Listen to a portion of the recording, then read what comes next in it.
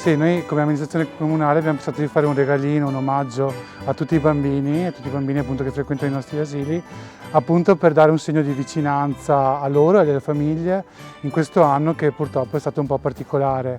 Appunto è bello vestirsi da Babbo Natale, vedere il loro sorriso, l'accoglienza calorosa che danno e anche per dare un po' di speranza, di fiducia.